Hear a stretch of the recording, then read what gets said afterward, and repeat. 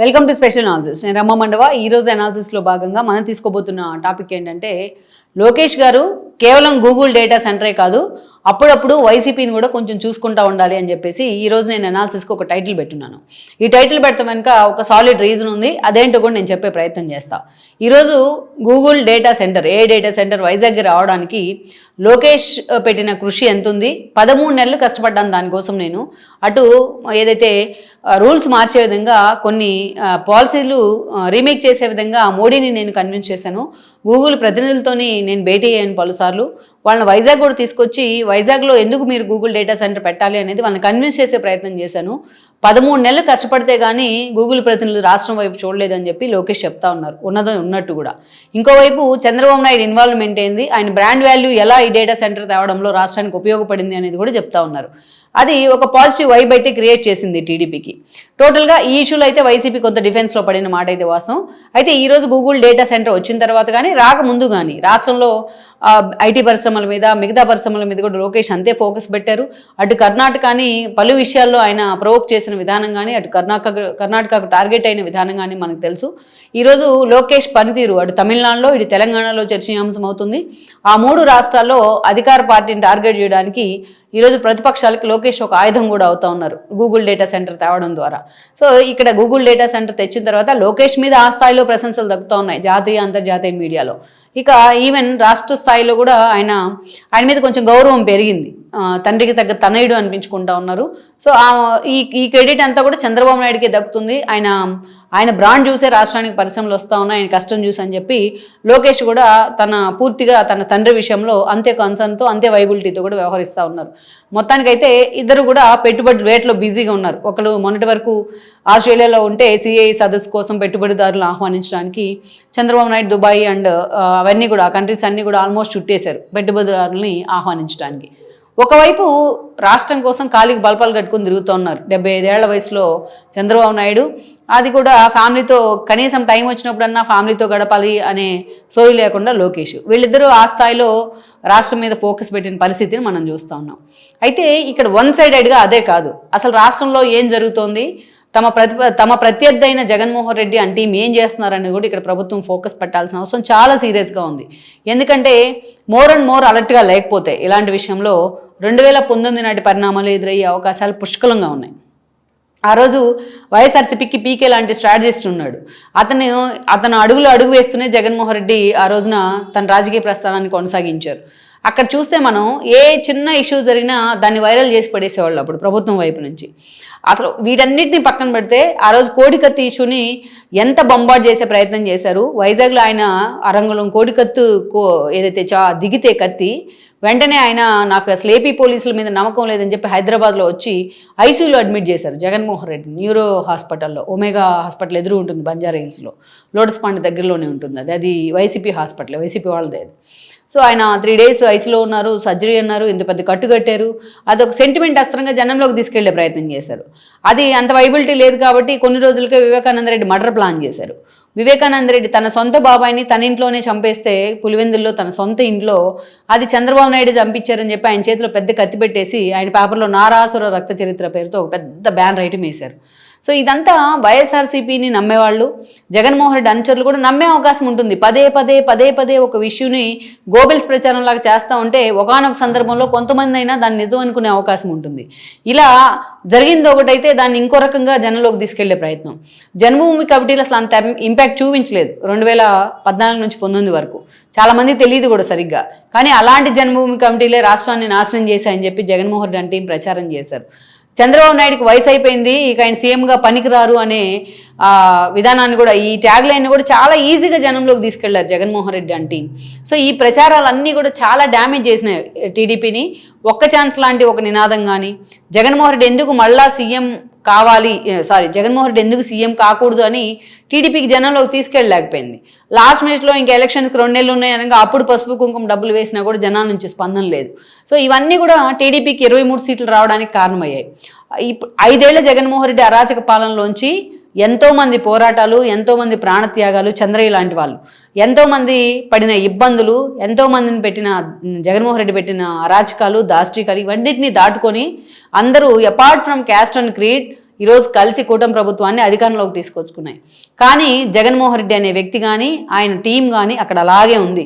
కానీ ఈరోజు వాళ్ళు మళ్ళా 2019 నుంచి చేసిన రాజకాలను కానీ గోబెల్స్ ప్రచారం కానీ 19కి ముందు చేసిన ప్రచారాన్ని మళ్ళీ యాజ్ టీజ్గా తెర మీదకి తెచ్చే ప్రయత్నం చేస్తున్నారు. ప్రభుత్వం వైపు నుంచి వాటిని సమర్థవంతంగా ఎందుకు అరికట్టట్లేదు అన్న చర్చ టీడీపీ శ్రేణుల్లోనే జరుగుతూ ఉంది. ఇక్కడ కొన్ని విషయాలు, ఇటీవల జరిగిన కొన్ని విషయాలను మనం చూసుకుందాం. ఏ ఇష్యూ జరిగినా వైఎస్ఆర్సీపీ దాన్ని ఒక ఫేక్ ప్రచారాన్ని తెర మీదకి తీసుకొస్తా ఉంది. 1-2 ఇష్యూలు, మెడికల్ కాలేజ్ అంశం, జగన్మోహన్ రెడ్డి హయాంలో 10 PPP అని చంద్రబాబు నాయుడు అనౌన్స్ చేస్తే కనీసం దాని మీద ఒక డిబేటు జరగలేదు, దాని మీద ఒక వైబిలిటీగా కొన్ని గైడ్ లైన్స్ కూడా రాలేదు. జగన్మోహన్ రెడ్డి తాను కట్టించిన ఎక్కడెక్కడో బిల్డింగ్లు తీసుకొచ్చి తాను కట్టిన మెడికల్ కాలేజీలు అంటూ కూడా ప్రచారం చేశారు. ఒక మెడికల్ కాలేజీ కంప్లీట్ కాల, ఒక్క మెడికల్ కాలేజీలో అడ్మిషన్ జరగల, సింగిల్ అడ్మిషన్. దీన్ని అంత సమర్థవంతంగా టీడీపీ జనంలోకి తీసుకెళ్ళలేకపోయింది. ఇదే సమయంలో జగన్మోహన్ రెడ్డి దీని మీద ధర్నాలకు కూడా పిలుపునిచ్చారు. ఇప్పటికీ జగన్మోహన్ రెడ్డికి చెందిన సోషల్ మీడియా పీపీపీ మోడల్ గురించి చాలా అరాచకంగా దాన్ని క్రియేట్ చేసే ప్రయత్నం చేస్తూ ఉంది. దానికి ఎక్కడ అడ్డుకట్టు వేసే ప్రయత్నం ప్రభుత్వ వైపు నుంచి జరగలేదు. ఈ విషయంలో జగన్మోహన్ రెడ్డి అప్పర్ హ్యాండ్ అని కూడా ఆ సొంత మీడియానే ప్రచారం చేసుకుంటా ఉంది.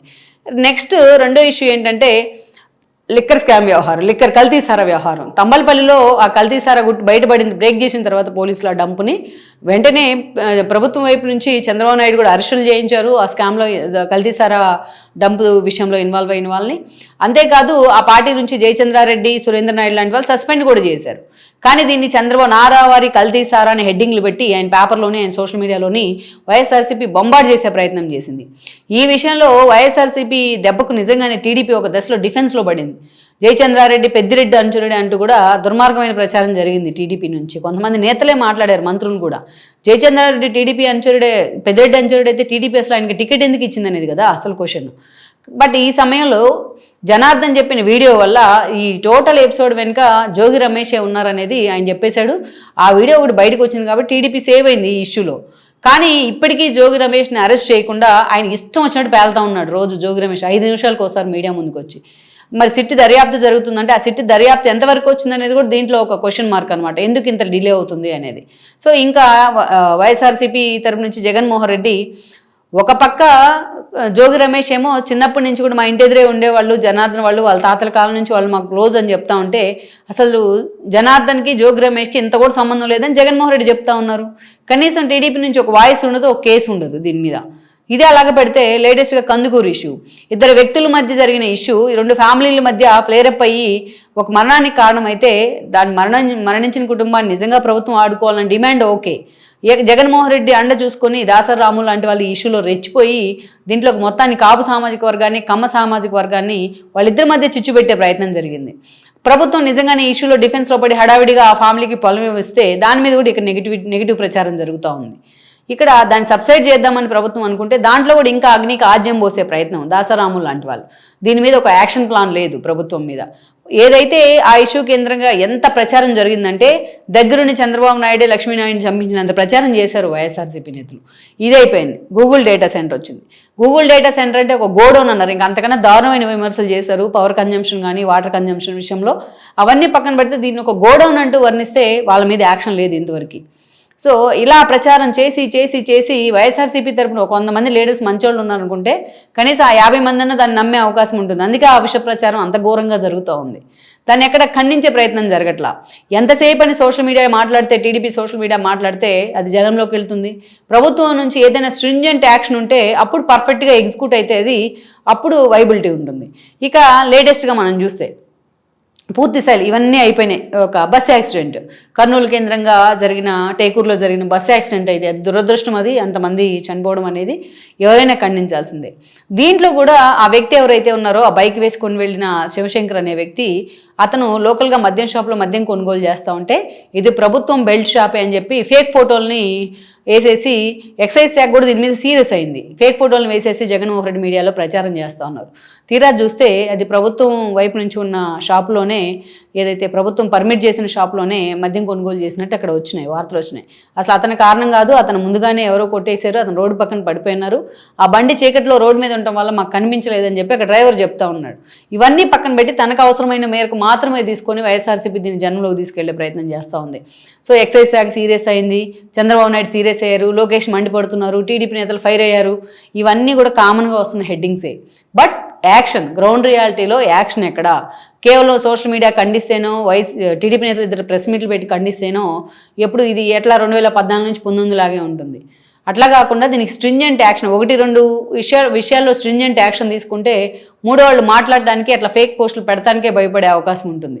సో టీడీపీ కానీ, లోకేష్ కానీ, చంద్రబాబు నాయుడు కానీ, పవన్ కళ్యాణ్ కానీ ఈ దిశగా దృష్టి పెట్టాల్సిన అవసరం ఎంతైనా ఉందనేది ఆ పార్టీ కార్యకర్తల మాట, కూటమిలోని కొంతమంది అధికారుల మాట కూడా. ఈ వీడియో మీకు నచ్చినట్లయితే please share, like and subscribe